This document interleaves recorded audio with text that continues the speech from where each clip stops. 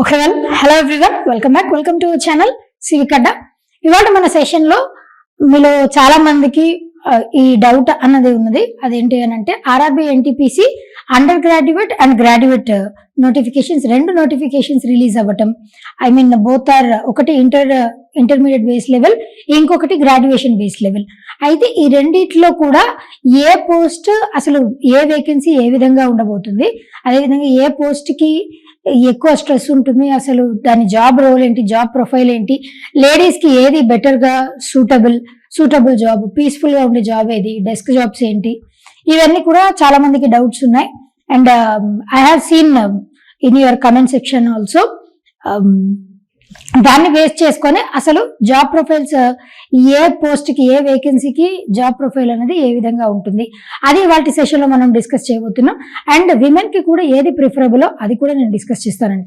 Already I have discussed under graduate level కి graduate level examination కి differences నేను just vacancies వరకు మాత్రమే చెప్పలేదండి. అంటే మీరు అప్లై చేసుకునేటప్పుడు ఓవరాల్ గా డిఫరెన్సెస్ చెప్పాను. ఐ మీన్ జాబ్ ప్రొఫైల్ అది చెప్పడం అనేది మళ్ళా అనదర్ డిఫరెంట్ సినారీ అవుతుంది. ఎగ్జామినేషన్ అన్నది నేను చెప్పాను, అక్కడ ఇక్కడ ఏ విధంగా లెవెల్స్ డిఫరెన్స్ ఉంటాయి అన్నది కూడా నేను ఎక్స్ప్లెయిన్ చేశాను. I have seen all your comments. కాబట్టి కొంచెం పొలైట్ గా ఆడడం కూడా నేర్చుకుంటే చాలా చాలా బాగుంటుందండి. Okay right. ఇది graduate level RRB NTPC graduate level examination. దీంట్లో బేసిక్ గ్రాడ్యుయేట్ లెవెల్ అనగానే ఎవరు వస్తారండి, మినిమం డిగ్రీ కంప్లీట్ అయి ఉండాలండి. మినిమం డిగ్రీ, ఆ మినిమం డిగ్రీలో కూడా ఇక్కడ కూడా చాలా మందికి డౌట్స్ ఉన్నాయి. ఏమని అనంటే, మరి డిగ్రీ ఫైనల్ ఇయర్ అయిపోయిందండి నాది, నాకు రిజల్ట్ ఇంకా రాలేదు, మరి నేను అప్లై చేసుకోవచ్చా? No, you are not eligible. ఖచ్చితంగా మీరు క్వాలిఫై అయి ఉండాలి. ఐ మీన్ క్లియర్ చేసి మీ రిజల్ట్ వచ్చి ఉంటే అప్పుడు యూఆర్ ఎలిజిబుల్. రిజల్ట్ వచ్చిందండి కానీ సర్టిఫికేట్ రాలేదు అని అంటే ఓకే, సర్టిఫికేట్ అనేది ప్రొవిజనల్ గా సర్టిఫికేట్ వస్తుంది. దాని తర్వాత మీకు రెగ్యులర్ బేసిస్ లో సర్టిఫికేట్ అనేది అఫ్ కోర్స్ అది లేటే అవుతుంది, దాంతో ఇబ్బంది ఏం లేదు. కానీ మీ రిజల్ట్ మాత్రం వచ్చి ఉండాలి, అప్పుడు మాత్రమే మీరు ఎలిజిబుల్. అది ఇంటర్మీడియట్ విషయంలో అయినా సరే, అండర్ గ్రాడ్యుయేట్ లెవెల్లో అయినా సరే, మీరు ఫైనల్ ఇయర్ లో ఉండి ఎగ్జామ్స్ రాసామండి ఇంకా రిజల్ట్ రాలేదు, ఇప్పుడు అప్లై చేయొచ్చా, లాస్ట్ డేట్ లోపు నా రిజల్ట్ వచ్చేస్తే పర్వాలేదు.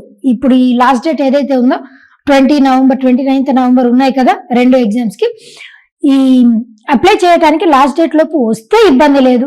రాలేదు అని అంటే మాత్రం you're not eligible to apply. ఒకవేళ అయినా సరే మీరు అప్లై చేశారనుకోండి, ఫైనల్ సెలక్షన్ అప్పుడైనా సరే రిజెక్షన్ ఉంటుంది. కాబట్టి అలా ఇబ్బంది పడే బదులు ముందే, అంత్య నిష్ఠూరం కంటే ఆది నిష్ఠూరం మేలని చెప్తారు కదా పెద్దలు, అందుకే స్టార్టింగ్ లోనే ఆగిపోతే బెటర్ అండి. సరే, మినిమం డిగ్రీ ఉండాలి కంపల్సరీ, అది క్లియర్ అయ్యి ఉన్నప్పుడు మాత్రమే you people are eligible to apply. అయితే ఇప్పుడు ఒక్కొక్క పోస్ట్ గురించి చూద్దాం. దీంట్లో ఎడ్యుకేషనల్ క్వాలిఫికేషన్ చెప్పుకున్నాం.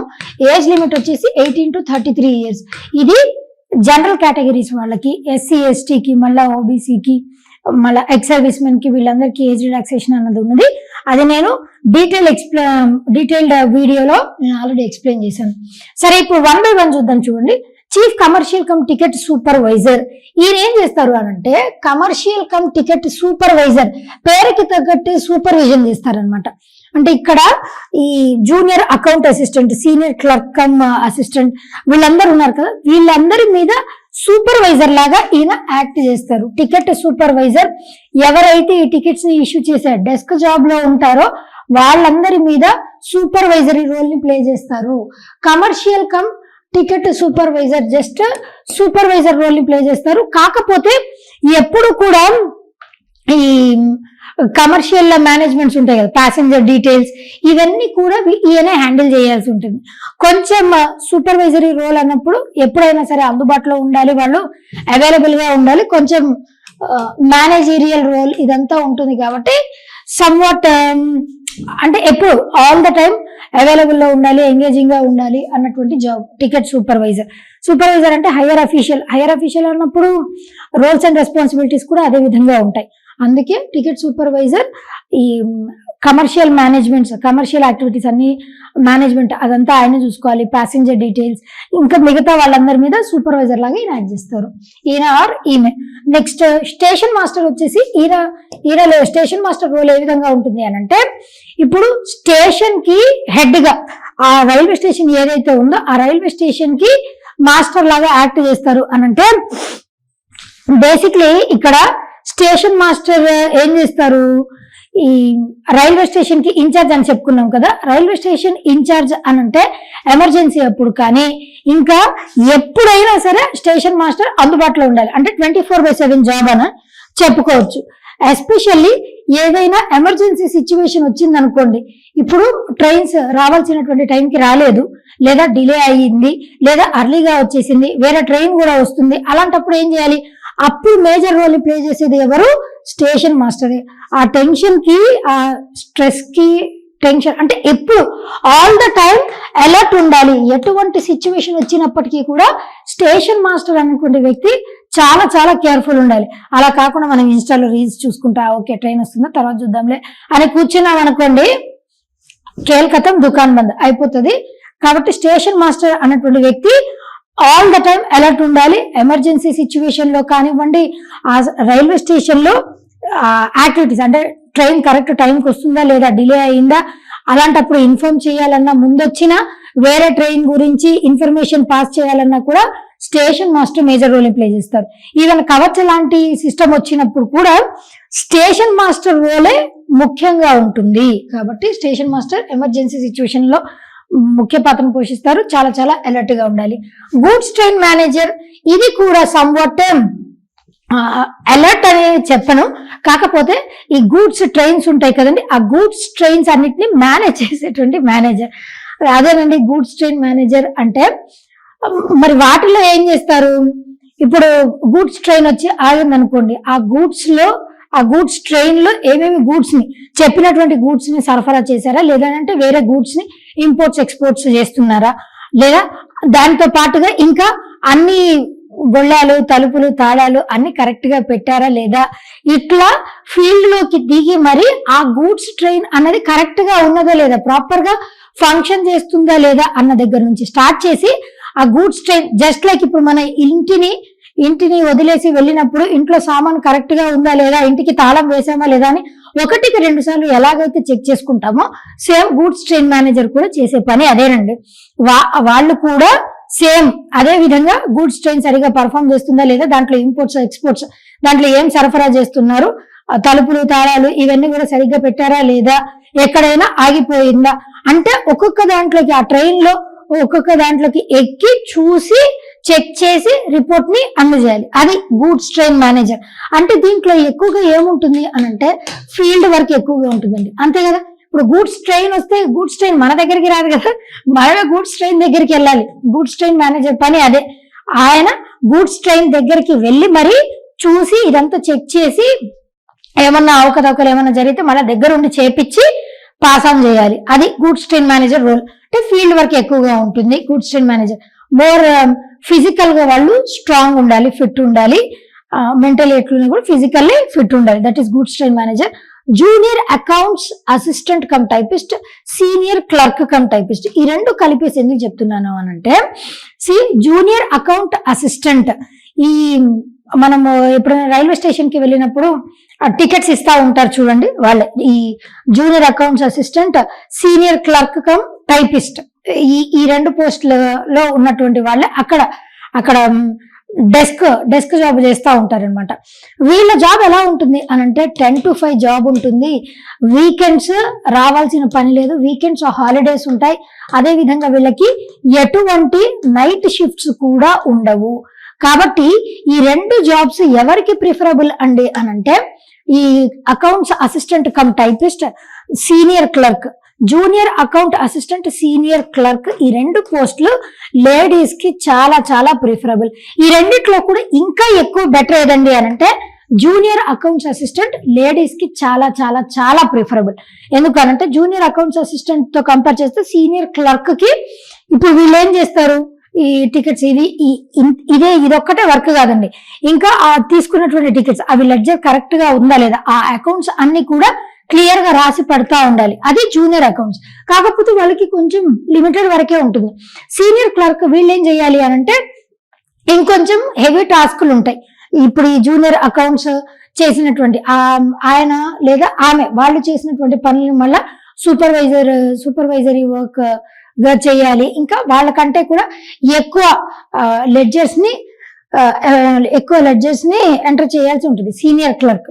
కాబట్టి ఈ రెండిట్లో కూడా మళ్ళీ కంపేర్ చేస్తే లేడీస్ కి మోస్ట్ ప్రిఫరబుల్ జాబ్ ఏదండి అని అంటే junior accounts assistant. That is very preferable.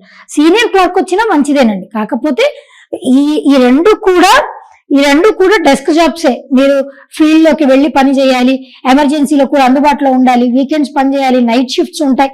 అలా ఏమీ లేదండి. అట్లా ఏముండదు. నైట్ షిఫ్ట్స్ ఉండవు, వీకెండ్స్ ఉండవు. 10 to 5 జాబ్ చేసుకొని చక్కగా ఇంటికి వెళ్ళి రెస్ట్ తీసుకోవచ్చు. కాబట్టి ఈ రెండు జాబ్స్ లేడీస్ కి ప్రిఫరబుల్. కంపారిటివ్లీ ఈ రెండిట్లో జూనియర్ అకౌంట్స్ ఇంకా ప్రిఫరబుల్. ట్రాఫిక్ అసిస్టెంట్ చేసేటువంటి పని ఏంటి అని అంటే ఈ ట్రాఫిక్ సిగ్నల్స్ ఉంటాయి కదా, అంటే బయట సిగ్నల్స్ కాదండి, రైల్వే స్టేషన్ లో సిగ్నలింగ్ డిపార్ట్మెంట్ ఉంటుంది కదా, ఆ ట్రాఫిక్ సిగ్నలింగ్ డిపార్ట్మెంట్ కి ట్రాఫిక్ అసిస్టెంట్ హెడ్ గా ఉంటారు అనమాట. ఈ సిగ్నలింగ్ డిపార్ట్మెంట్స్ దగ్గర వాళ్ళు చూసుకుంటా ఉండాలి. సిగ్నల్స్ సరిగా ఉన్నాయా లేదా, ఒకవేళ రెడ్ సిగ్నల్ ఇస్తారు కానీ ఆ సిగ్నల్ పడిందా లేదా అట్లా కూడా చూసుకుంటా ఉండాలి. ఒక్కొక్కసారి సిగ్నల్ డిస్ఫంక్షన్ అయింది అనుకోండి, సిగ్నల్ మాల్ ఫంక్షన్ అయితే అప్పుడు రిస్క్ ఎవరికి?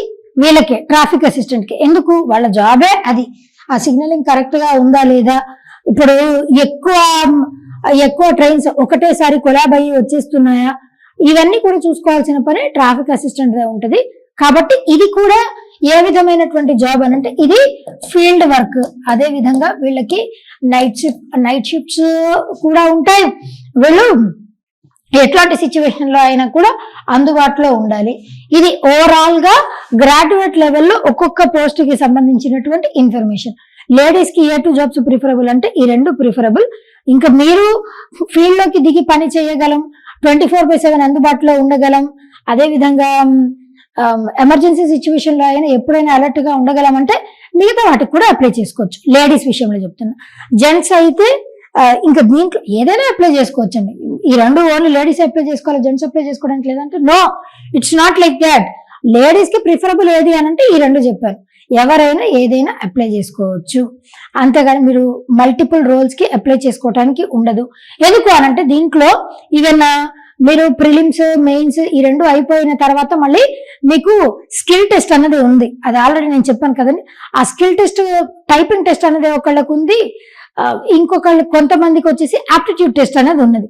ఇక్కడ మీరు గమనించినట్లయితే గూడ్స్ ట్రైన్ మేనేజర్ కి ఇంకా some person chief commercial cum ticket supervisor వీళ్ళిద్దరికి ఎటువంటి ఆప్టిట్యూడ్ టెస్ట్ కానీ స్కిల్ టెస్ట్ కానీ ఈ రెండు పోస్టులకి లేవు. మిగతా అన్నిటికీ కూడా ఇక్కడ టైపిస్ట్ అని ఉంటే ఖచ్చితంగా వాళ్ళు ఈ 30 words per minute, some 40 words per minute, 25 words per minute ఎంతో వర్డ్ లిమిట్ ఇచ్చారండి.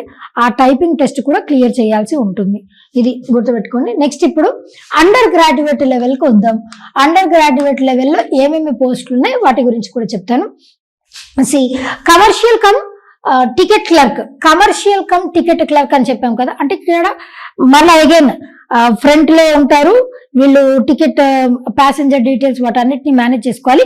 ఎక్కువగా ప్యాసింజర్స్ తో అంటే ఎక్కువ పబ్లిక్ తో ఎక్కువగా డీలింగ్స్ ఉంటాయి వీళ్ళకి. ఎక్కువ మంది పబ్లిక్ ని ఫేస్ చేస్తూ ఉండాలి.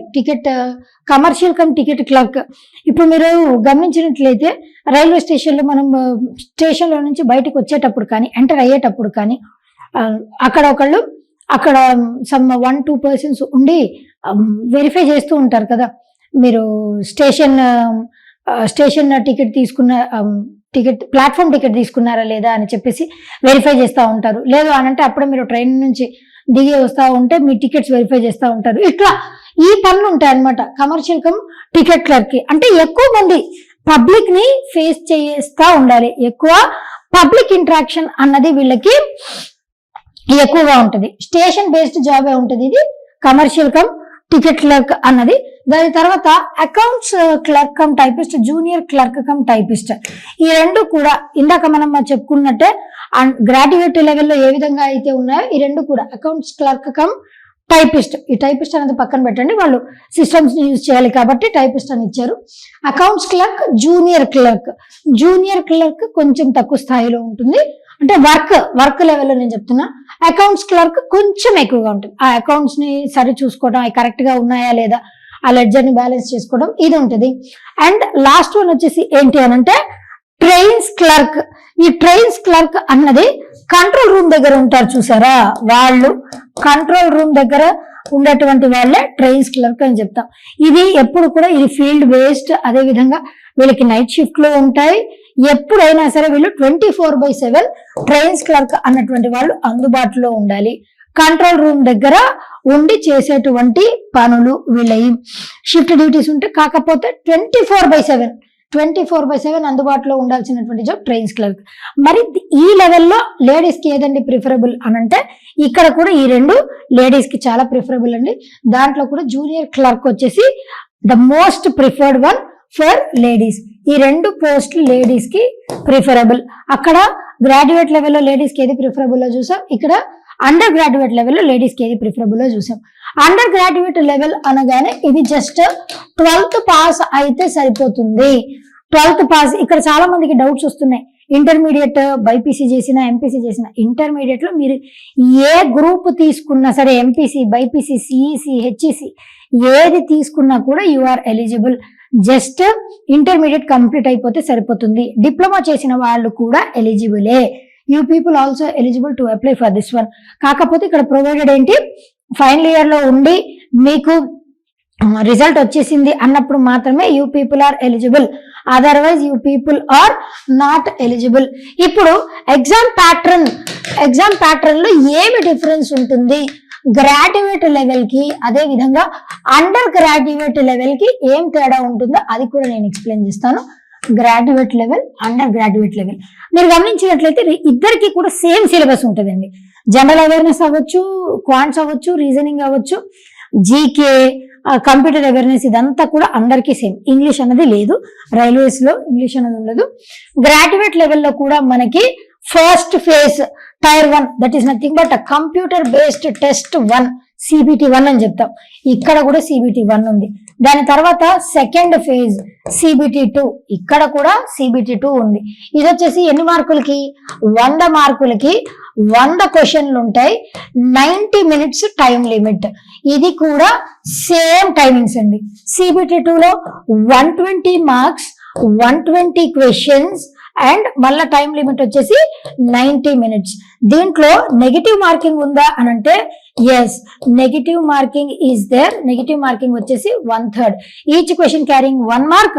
ఒకవేళ 3 క్వశ్చన్స్ తప్పు చేశారు అని అంటే ఇంకొక 1 మార్క్ ఎక్స్ట్రా కూడా పోతుంది. 90 మినిట్స్ అంటే 1.5 మినిట్.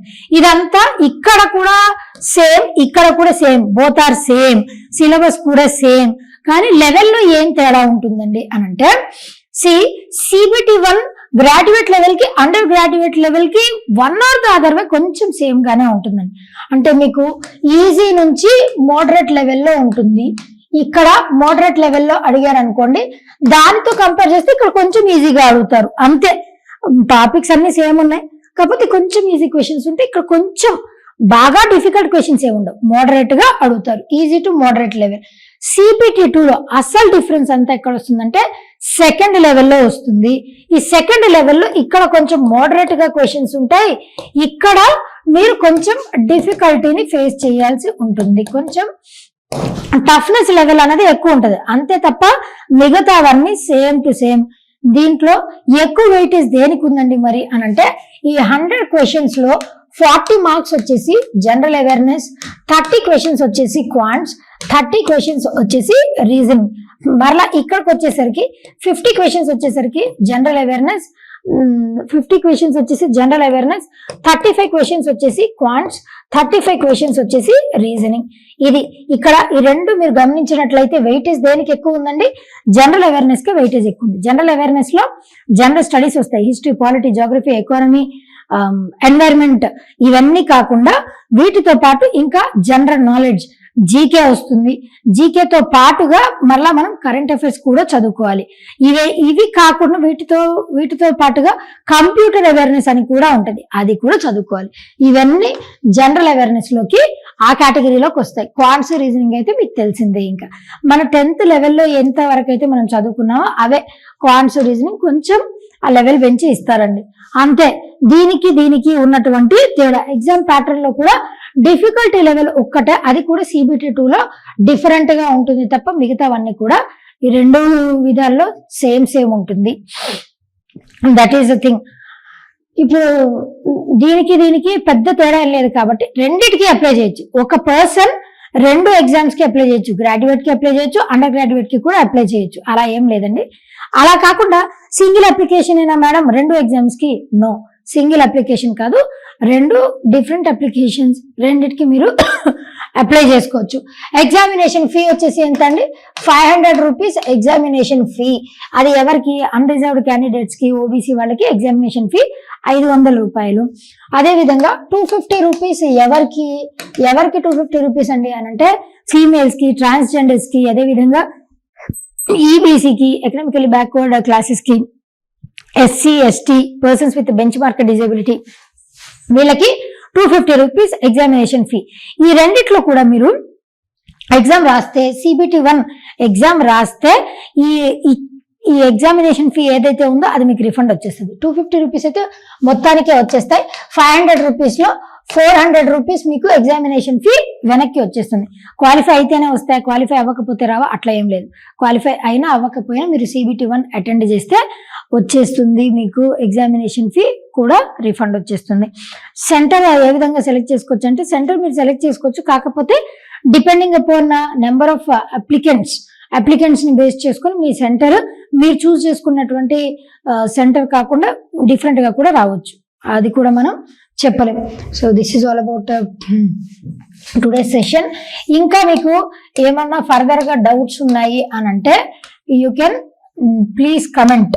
మీరు కమెంట్ కూడా చేయొచ్చండి, కమెంట్ చేయండి. ఇంకేమన్నా ఫర్దర్ గా ఇంత చెప్పాక కూడా ఇంకా ఏమన్నా డౌట్స్ ఉన్నాయి, ఇంకా వేరే వేకెన్సీస్ కి సంబంధించి ఏమన్నా డౌట్స్ ఉన్నాయి అని అంటే మీరు కమెంట్ చేయొచ్చు. నేను ఖచ్చితంగా కమెంట్స్ కి రిప్లై నేనే ఇస్తాను, ఎటువంటి ఇబ్బంది ఏం లేదు. But don't be harsh on anybody. ఎవరి పట్ల కూడా ఇట్లా బ్లంట్ గా, రూడ్ గా, హార్ష్ గా అట్లా ఉండాల్సిన అవసరం లేదండి. మీరు ఈవెన్ మంచిగా కూడా అడగచ్చు. This is we're providing this at free of cost. మంచిగా అడిగితే పోయేదేముందండి? హార్ష్ గా, రూడ్ గా అడగాల్సిన అవసరం కూడా లేదు. Never be rude to anyone. నాకని మాత్రమే కాదు, ఎవరి పట్ల కూడా don't behave in a rudeful way. This is all about today session. And దీనికి సంబంధించి ఇంకా మనం క్లాసెస్ కూడా త్వరలోనే లాంచ్ చేయనున్నాం. అందరూ ఎవరైతే ఎలిజిబుల్ క్యాండిడేట్స్ ఉన్నారో వాళ్ళందరూ అప్లై చేసుకుంటా ఉండండి as soon as possible. And I wish you all the very best for your examinations. ఇంకేమైనా మిస్ అయినట్లయితే కమెంట్ చేయండి, తప్పకుండా రిప్లై ఇస్తాను. Thank you.